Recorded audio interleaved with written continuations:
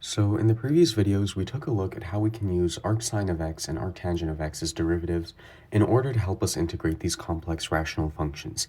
And just as a little bit of a review, these are the different forms that we got. So this is the arcsine of x derivative and the arcsine of ax derivative, and here are the forms for arctangent over here. And so essentially, what we're going to do now is we're going to go ahead and extend this notion and combine it with completing the square in order to simplify these even more complicated looking rational expressions when we're integrating them. And so essentially, let's go ahead and see what that means. So here we're taking the indefinite integral of 1 over the square root of 8 minus 4x squared minus 4x dx. And so essentially over here, what we're going to try to do is we have this square root in the denominator, so we can immediately think of the arcsine of x as derivative in that sort of form of 1 over the square root of 1 minus something squared. And so over here, we have this negative 4x squared and this negative 4x. And that looks like we can kind of change that. We have this negative 4x squared. This 4 over here is a perfect square. And so essentially what we can do is we can try to get this into the form of some binomial squared, right? We can just complete the square over here to get it into a perfect square. And so here we have negative 4x squared minus 4x. And so what we can go ahead and do then is we can just think if we want to factor out that negative sign, then we would end up with negative 4x squared plus 4x. And if we wanted this to ultimately become a perfect square, we would need to have a 1 over here. And so then we could write that as negative 2x plus 1 quantity squared, right? This is just a little bit of simple algebra. But the thing is, we need to make sure that we have a negative 1, because when we distribute this negative sign, we need to have a negative 1. And so what we can do is we can take a look at this 8 over here.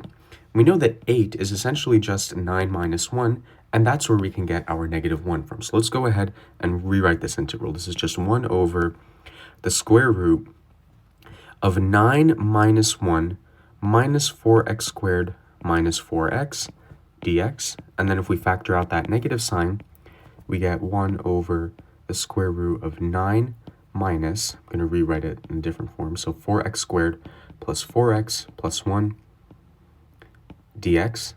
And then this right over here is just going to be equal to 2x plus 1 quantity squared. So this is equal to the integral of 1 over the square root of 9 minus 2x plus 1 quantity squared dx.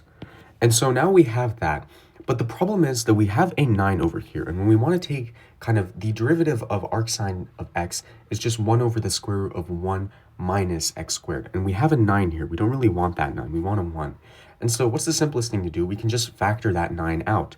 And so this is equal to the integral of 1 over the square root of 9 times 1 minus 2x plus 1 squared, quantity squared, over 9, right, dx. And then we can take this 9 out of the square root. And it's not always going to be a perfect square, but I just designed this problem in that way. And so this is ultimately equal to 1 over 3, if we want to take that 1/3 out of the integral, times the integral of 1 over the square root of 1 minus, here we have a 2x plus 1 squared, quantity squared, and we're dividing it by 9. But we know that 9 is a perfect square, so we can kind of just take this 9 and let it be absorbed into this 2x plus 1 being squared. And so we ultimately end up with 2x plus 1 over 3 quantity squared, all of that squared, not cubed, squared.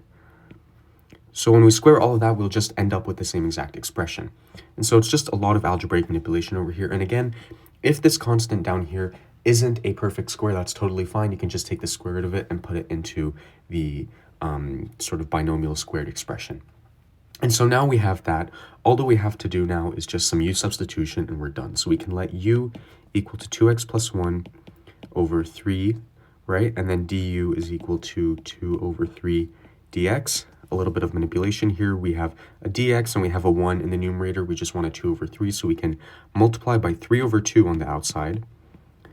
And then here we'll have a 2 over 3 dx over the square root of 1 minus 2x plus 1 over 3 quantity squared. And then we can just go ahead and substitute. So this is going to become a 1/2 on the outside. This is the integral of 2 over 3 dx, we said is just du. And then the square root of 1 minus this entire expression is just u squared. And ultimately that will be 1/2 times arcsine of u And we know that u is just going to be equal to 2x plus 1 over 3, so we want to back substitute. We get 1/2 times arcsin of 2x plus 1 over 3 plus c. And that right over there would be our final answer. So really, it's just a lot of algebraic manipulation, being able to recognize that perfect square form, and being able to complete the square, essentially. And so here we have another example. This one looks a little bit more intense, but it's really just the same idea. We have the indefinite integral of e to the x over 9e to the 2x plus 12e to the x plus 29.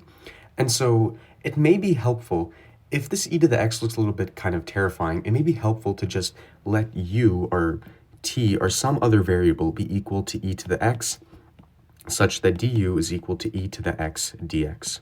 And so we can do a u substitution here. That'll require us to do a double u substitution.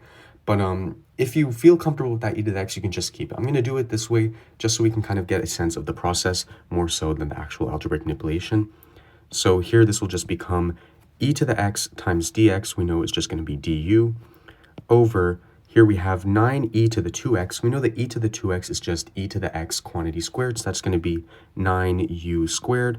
Here we have 12e to the x, that's just 12u, plus 29.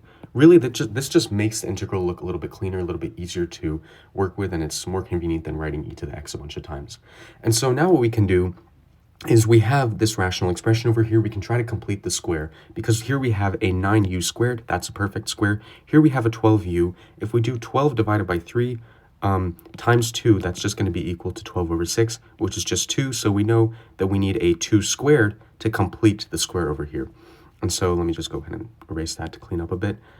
And then what we can do here is we have this 29. We can kind of break this 29 down. We know that 29 is just going to be equal to 25 plus 4, and so that's where we can get our 4 from. So this is equal to the square root of, or not the square root, the integral of du over 9u squared plus 12u plus 4 plus 25.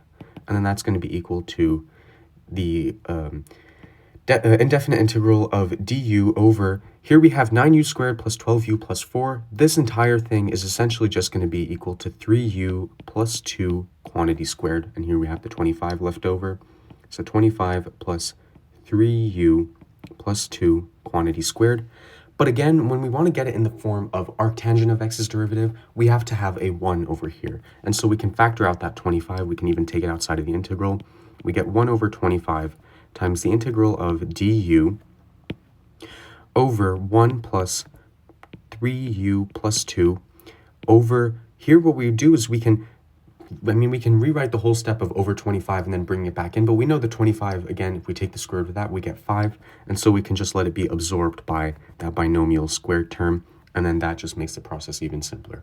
So we can write out a little bit less steps. And then finally, we just do another substitution. We can say let w equal to 3u plus 2 over 5.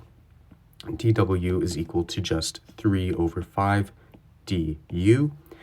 And then this is going to be equal to essentially 1 over 25 times the integral of, here we want a 3 over 5 du, and so we can do 3 over 5 over here, and then here we can do a 5 over 3 on the outside, 5 over 3.